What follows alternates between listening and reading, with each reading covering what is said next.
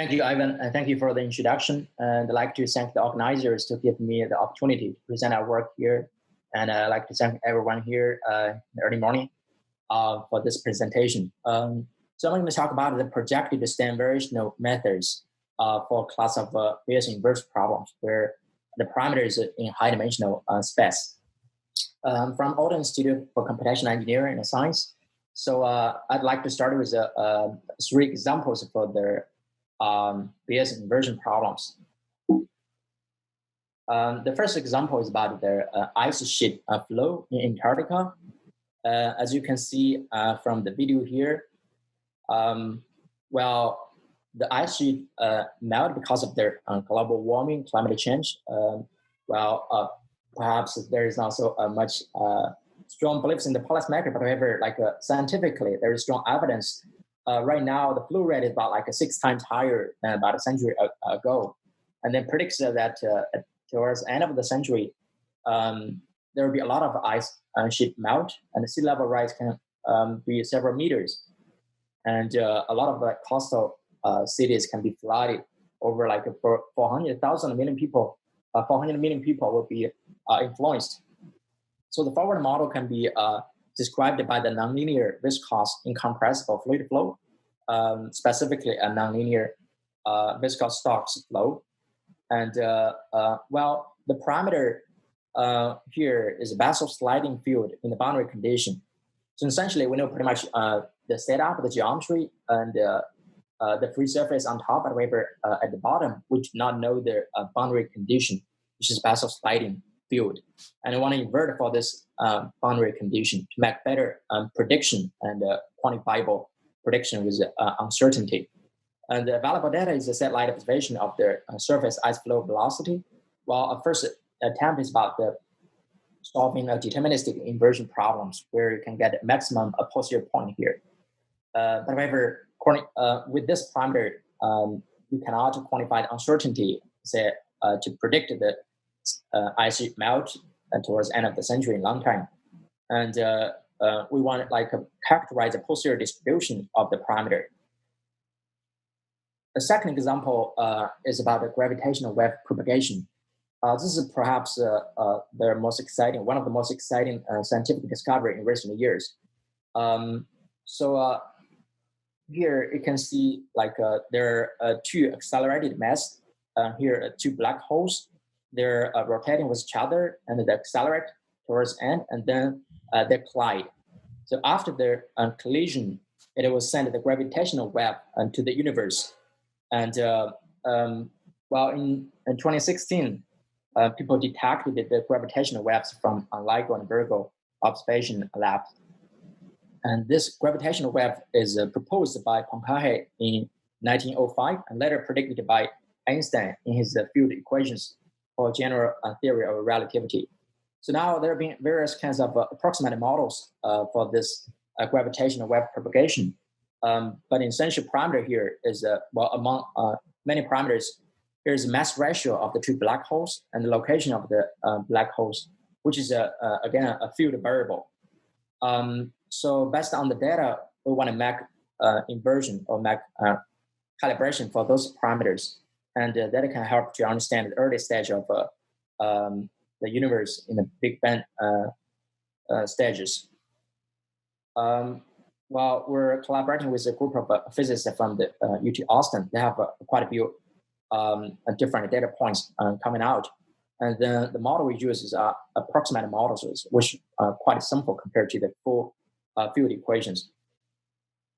And the third example, which is a current COVID-19 pandemic, I think everyone is going through this quite difficult period and for life and work.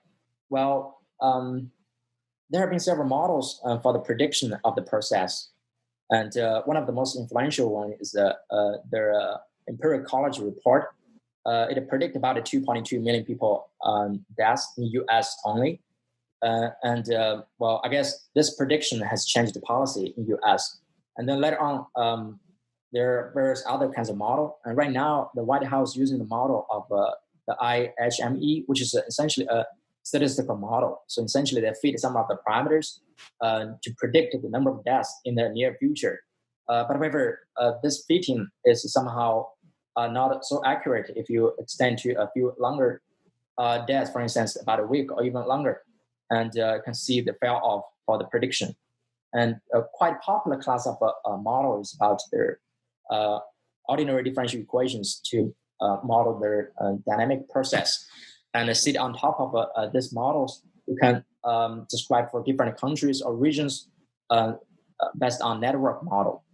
Well, this is actually a compartment model, starting from different compartments. Say at the beginning, people become from susceptible to exposed to the infectious disease, and then after a certain incubation period, you would develop some symptoms, and then, well, actually, there right now evidence show that quite a lot of asymptomatic cases. So people get this disease, however, they do not show any symptoms, but they can spread the disease.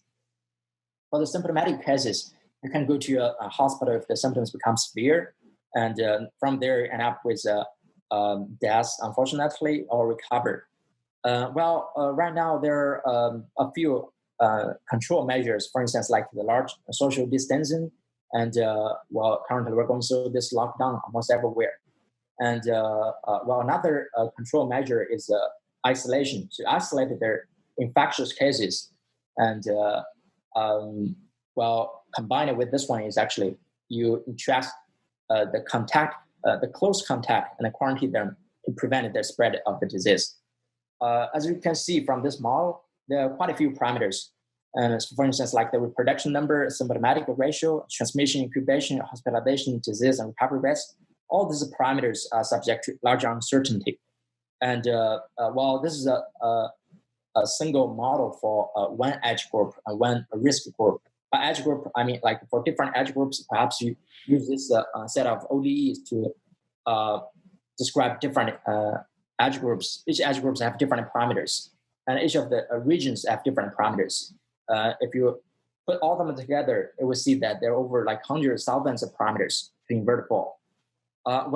Based on the currently developed data is daily update on the confirmed infection or death cases. For instance, here, this is the data from yesterday that I copied from a website. And you can see there are already like over 40,000 people deaths from the US. They want to implement some control measures based on the prediction of the models, subject to the uncertainty of the parameter, which we calibrated for. So essentially, when it without any available of the vaccine right now, the possible non-pharmaceutical inventions about their social distance, isolation, quarantine, and we want essentially to flat the curve for different cases. And in particular, on the right, we can see that subject to a certain hospital capacity, we want to reduce the number of deaths and also want to reduce the economic impact by solving a multi-objective optimization problem. This is the deterministic result without considering any parameter uncertainty yet. So the result shows that essentially we need to put a strong social distancing for the high risk population, like over 65, and who have some pre-existing health conditions. And for all the others, we can relax the social distancing as long as we can isolate pretty much all the symptomatic cases. And this is a collaboration with a group of colleagues here and epidemiologists. The next step is to invert for those parameters and make some like robust prediction and control. Well, I hope these examples give you some motivation to see the usefulness of the Bayesian inversion and optimization later on stage. For the Bayesian inversion, so we consider abstract form. So y is given by calligraphic O of theta. Theta is a parameter in D dimension, and y is our data. O is a parameter to observable map. You can see is our noise. We assume that it is an additive Gaussian noise with covariance gamma here. And the Bayesian rule states that posterior density is given by the likelihood multiplied by the prior. This is a model evidence is integral of these two terms. While in high dimensions is actually almost intractable. And the central task is to draw samples from the posterior and compute some statistics, for instance, expectation of some quantitative interest with respect to the posterior. Well, there are several computational challenges. First is like, as you can see from the left, the posterior might have like quite complex geometries, like Gaussian multimodal, concentrating a local region, for instance. And the parameter can also live in high-dimensional space. For instance, for the ice sheet flow, if you discretize the boundary condition, it becomes like a high-dimensional. And a lot of the algorithms suffer from this curse of dimensionality. Essentially, the complexity grows exponentially. And a forward map can be quite expensive to solve or to evaluate. It involves like to solve a large-scale partial differential equations. Those are the classical or typical computational challenges for Bayesian inversion. Over the last decade or so, there have been many computational methods developed to address these challenges, like the accelerated MC using Langevin Hamiltonian dynamics, as we hear from a couple of talks yesterday. And people developed this dimension reduction MC, randomized optimized MC. Another class is direct posterior construction and statistical computation. Essentially, you can apply Laplace approximation. It's essentially a Gaussian posterior approximation for the posterior distribution, or you can apply some deterministic quadrature like a sparse Smolyak high-order quasi-Monte Carlo method. And this important class is transport maps based on polynomials, ready basis functions, or deep neural networks. Essentially, when it transport the prior samples to the posterior by applying these maps. So to address the large-scale computation, many different surrogate models have been developed, like a polynomial approximation, model reduction, multi-level, multi-fidelity models. So I want to present a fast and scalable Bayesian inversion in high dimensions by exploiting intrinsic low dimensionality in both parameter and state space. And so essentially using projected transport map in parameter space and reduced basis approximation in state space. Well, for today, I concentrate in the first part. If the time permits, I'll discuss a little bit about the second. So for those Stein variational methods, it is essentially a variational inference method. We want to find the density P star in this density class such that I want to minimize a certain difference between the P and the pi y, our posterior density. And this D can be the various divergence, for instance, like the Variational distance, the KL divergence. And I want to solve this problem by a variational method. And the density class is given by a transport map class. So this P is given by the transport of the prior density. And so essentially we want to look for a transport map such that it push forward the prior density to the posterior or the prior samples to the posterior samples. And to do that, we need to solve a minimization problem. Particular distance here is a divergence. Actually, it's not a distance, it's divergence. The divergence between the push forward prior density to the posterior density minimizes transport map in certain function class. And here is Kullback Leibler divergence given as follows. And the T sharp here is a push forward map. And well, this is a function class is actually tensor product of all this edge. Each edge is a function space in D dimensions. Here is a tensor product in D dimensions. Now, as you can imagine, the posterior density could be quite complex. So as the transport map. And so instead of seeking one complex and highly nonlinear transport map, we can look for a composition of a sequence of simple transport maps. Like here is a sequence of transport map. As you can see from this cartoon, so it pushed the samples step by step to the posterior density. Each of their transport map is given by perturbation of an identity. This identity is a perturbation map. It goes from RB to RD. And we formulate their optimization problem as follows. So we define a current density as a push forward of the prior density. And then we solve this minimization problem for this cost functional. So with one step optimization, we can get this QL. And we might put some like a learning rate or line search for alpha L to get a better transport map. So to solve this optimization problem, like the classical method can be used, for instance, the gradient descent method. This QL is given by their steepest descent direction, which is a gradient of this J L respect to Q, evaluated to Q equals to 0. And you can either you can also use a second order method like a Newton method to solve a linear system where here is a Hessian term, and a V is a sort of like a test function in the function space. Now, a specific function classes are given by their tensor product that reproduces in kernel Hilbert space, where you can make pointwise evaluation of the functions in this space. Now, a common kernel is Gaussian kernel, where there is a certain metric to measure sort of like the curvature of the parameter of the space. And to account for the geometry of the posterior, so this metric is given sort of like an averaged Hessian of the log of the posterior density. And H is a scaling parameter. For instance, here is a dimension D. And with this kernel, we can actually get a finite dimensional approximation of this space by using the basis functions as the kernel evaluated certain particles or certain samples. And these particles are transported from the prior particles by all the transport maps. In the SVGD framework, so essentially plugging the kernels, and by the reproducing property, you can actually get explicit form for the gradient.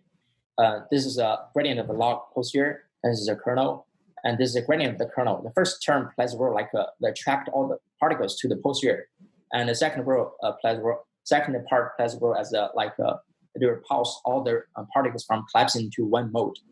And if you plug in their bases here at each of the particles and evaluate the perturbation map at the particle, it's given as this explicit formula. And here it involves expectation with respect to the current density pi L, which can be approximated by the sample average approximation at the current particles.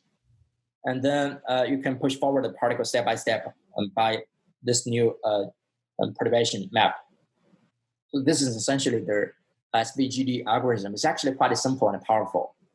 And the Stein variational Newton method, so basically when I look for a perturbation as a linear combination of all the bases with some coefficient, and it would solve this Newton system by reproducing property and plugging those bases, you get this linear system, which is actually quite high dimensional. It's D by N. D is the parameter dimension, and is the number of particles.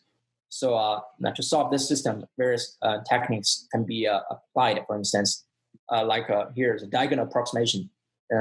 So essentially here is a gradient, as we showed before, and here is a Hessian. Hessian involves a second order derivative of the log of the posterior density.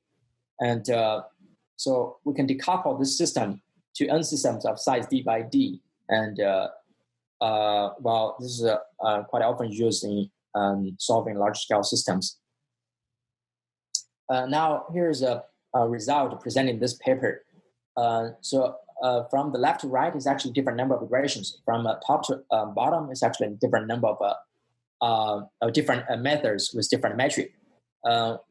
We focus on the first one. You see that for the Stein variational Newton, after about 10 iterations, it actually already converged to quite a good the posterior distribution. However, this problem suffers from one of their quite a critical challenge, which is the curse of dimensionality. Essentially, it means that the number of basis functions grows rapidly or exponentially with respect to dimension D in order to achieve the map representation with required accuracy. Or put it another way, so if you want to use the same number of basis function particles, then you can easily or quickly lose accuracy for representation of the posterior. So now here are two plots. So on the x-axis is an increasing dimension in log scale. So you can see that here from the left is a comparison between SVN and projected SVN. So with increasing dimension, on the y-axis is a root mean square error of the variance of their particles. So that can compare to the true variance of the posterior distribution. You can see that it can easily quickly lose accuracy. And essentially all the particles somehow collapse to a mode. And if you apply this projected version, it can preserve their accuracy across the dimensions. And this is the case for the SVGD and projected SVGD. What is the intuition behind the projection? So it's actually coming from the intrinsic low dimensionality. It basically means the posterior distribution and prior distribution, they're different in a low dimensional subspace. And in the complementary subspace, they're quite close by to each other. So this is due to, for instance, high correlation in different parameter dimensions, or the forward map the calligraphic O is a motion placed in a row of motion or regularizing. And the parameters could be anastrophic. For instance, if you perform a component law expansion for the covariance, and then you have a decay of the eigenvalues. And well, you see the eigenvalues are only different from the first few dimensions, like as shown here. For the majority of the dimensions, they are pretty much similar to each other. And on the left, you can see a marginal distribution, a marginal density function for the prior in blue and posterior in red. You can see for the first few dimensions, they're very different. However, you go to higher and higher dimensions, they become actually quite close to each other. And well, this gives us the intuition for projection. So here we denote the basis of subspace of the dimension R. We do not specify how to compute it. That will be presented later on. So now we suppose we have a subspace with the basis psi 1 up to R, and it's a complement subspace represented by the psi per from R plus 1 to D. And then we project the parameter to the low dimensional subspace as follows. And here is W is a coefficient for the projection. So as a result, we can consider as projected posterior. Now by the same Bayesian rule, we do not replace the prior, but here the likelihood function is replaced by a profile function. It depends on theta R, and it's not the likelihood function itself, but however, it's constructed from the likelihood function. It's called a profile function, denoted by R subscript here. And this pi R is a normalization constant, and we denote this one as our projected posterior. So, well, what is the optimal profile function for this projected posterior? Now, so we decompose the prior density in the two subspace, and is represented by psi W, and this is represented by psi perp V perp. This perp is in the dimension of D minus 1, minus R, sorry. And then you can decompose the prior density into two parts, this part and this part. So the first part is the marginal density. So you can integrate out all these V variables in this prior density. And then the second part is a conditional density. So divided by this prior density by this marginal density.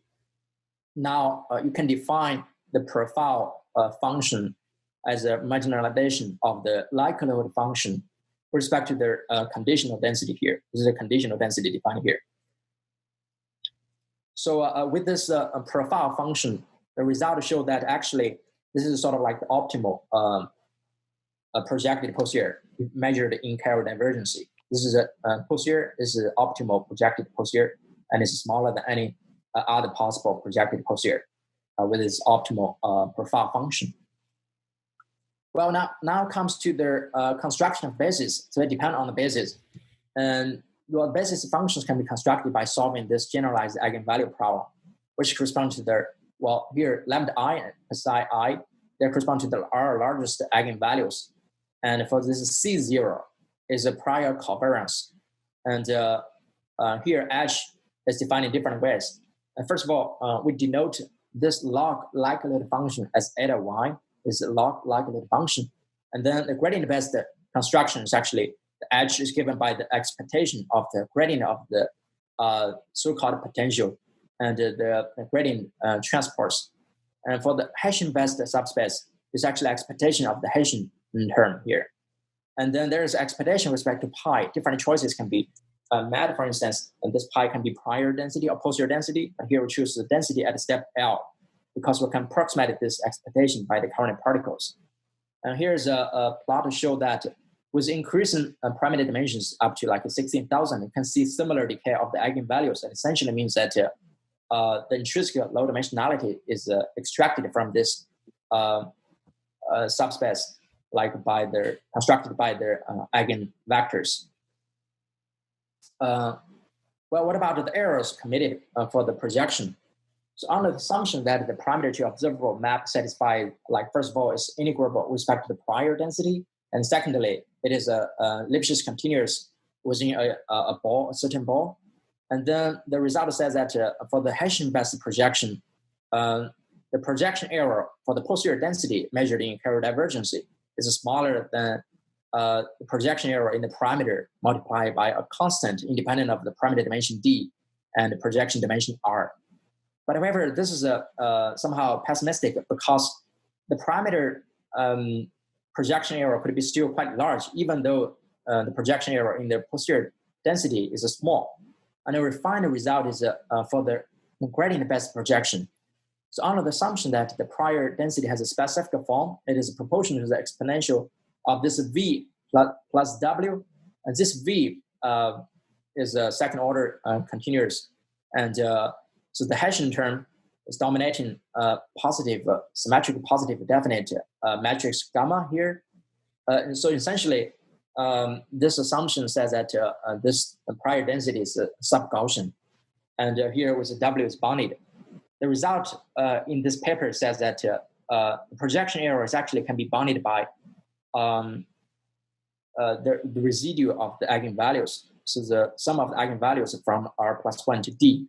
And given that the eigenvalue decay pretty fast, actually this could be very small. And this coefficient is independent of a primitive dimension D. Now with this result comes to our projected Stein variational methods. So we can first of all decompose our parameter into the two parts. And we decompose our prior density into these two parts accordingly. And this is our profile function. So now, since the data does not inform the parameter in the complement subspace, we can, for now, freeze this parameter. And then we denote this theta r by psi with coefficient, multiply the coefficient. And then we can define a new prior density and posterior density. The new prior density is simply given by marginal density here, and the posterior is given by the first two parts here. So now we have a new prior and a posterior in the low dimensional subspace. So it does not suffer from this cursive dimensionality, or at least it alleviated the cursive dimensionality in this low dimensional subspace. So we can run our algorithm like SVGD or SVN in this low dimensional subspace to solve this optimization problem. And the projected version obtained with the gradient of this log posterior and the Hessian of the log posterior given by the projection of the log projected posterior and the log projected posterior by this basis functions. So here's a basic algorithm. Since this algorithm is actually drives a particle to the posterior simultaneously, and we can run it in parallel. So suppose we draw samples like n samples in each of k course. Suppose that the basis function is given, and we perform the projection at the first step for the parameter, and then we perform the MPI altogether, which essentially broadcasts all the coefficient to all the cores. And we can compute the gradient of the log posterior, and we perform altogether for the gradient, and compute the kernel of this gradient, and update the samples for the coefficient. And then we broadcast them again. So we can update the samples in the original high dimensional space. And this is pretty much the pSVGD in parallel using MPI. But however, here is a basis function that we have to specify. Well, this comes to the adaptive pSVGD. So essentially, you would construct the basis step by step.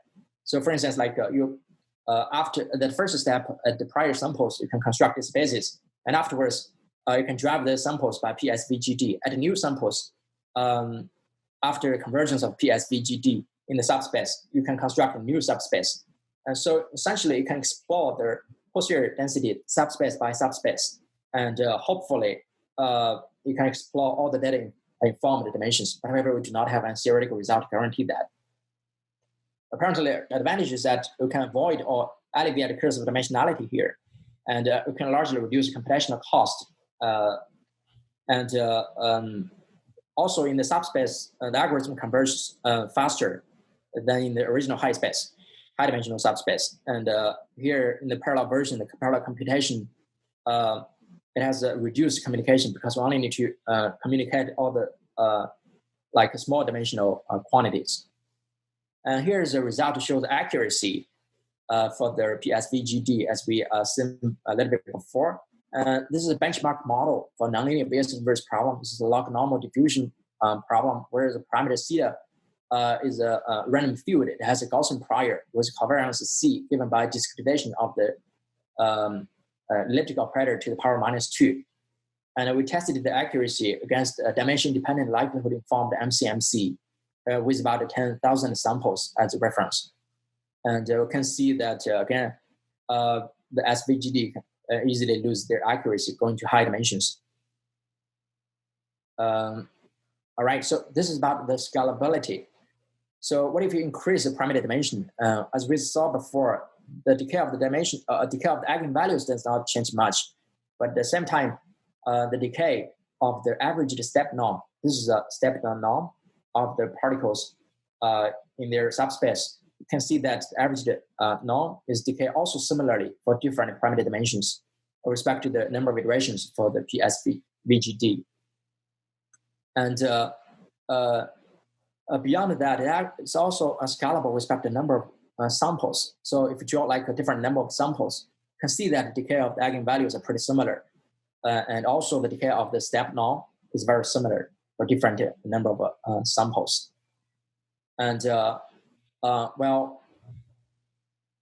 beyond that, we have the scalability with a number of data points. But this is a sort of like a weak scalability because we can see that the eigenvalues decay in a similar convergence rate, but however, they got shifted to the right. Essentially, it means that if you want to get the same accuracy here, then you would need many more dimensions.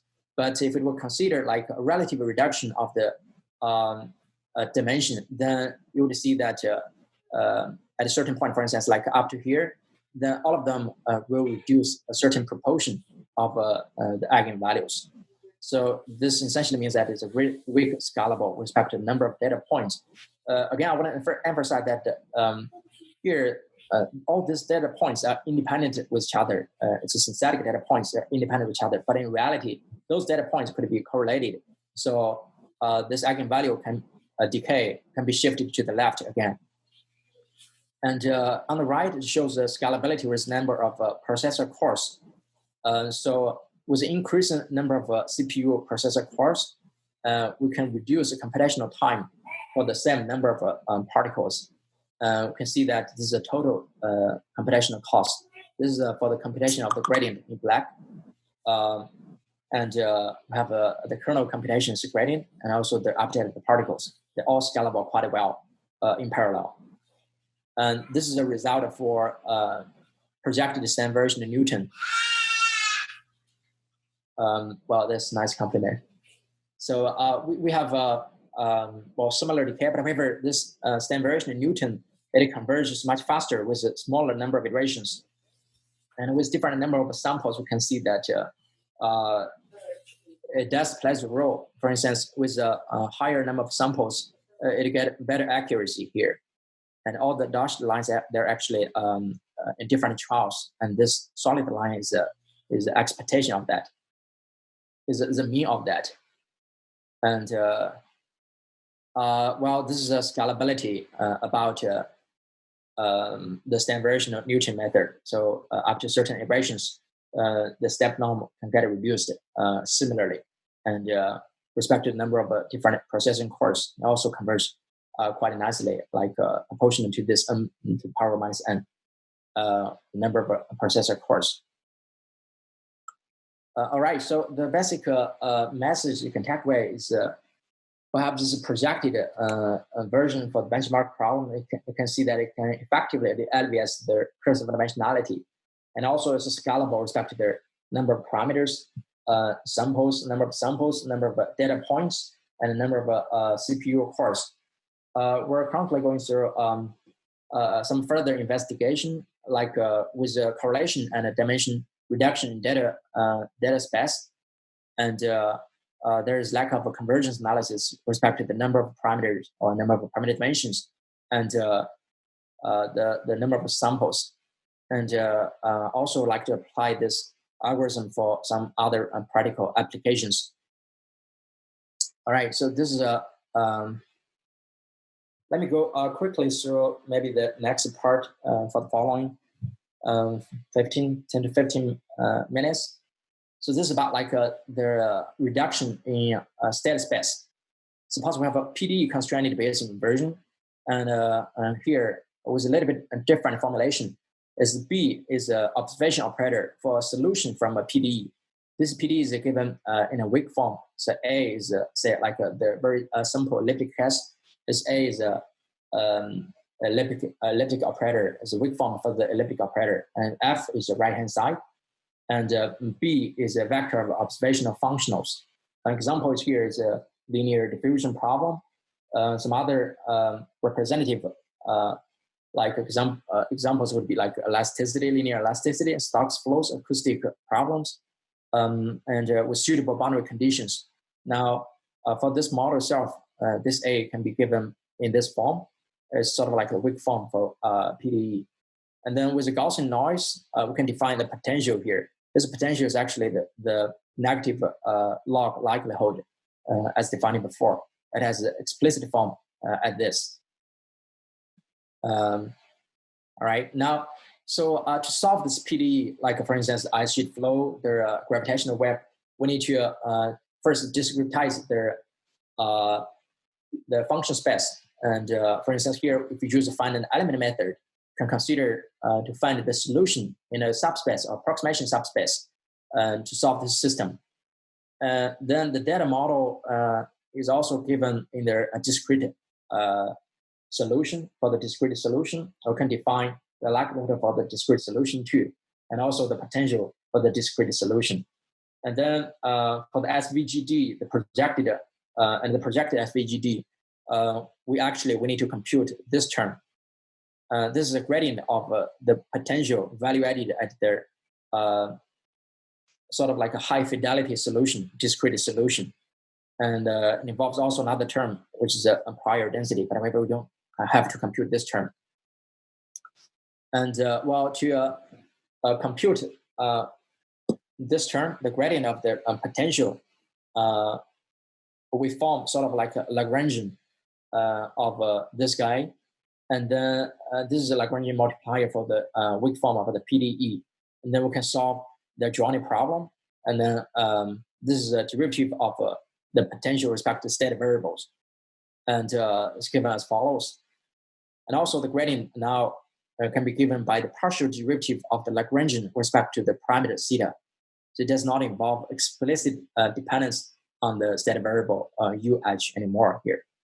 As long as you compute this UH and PH.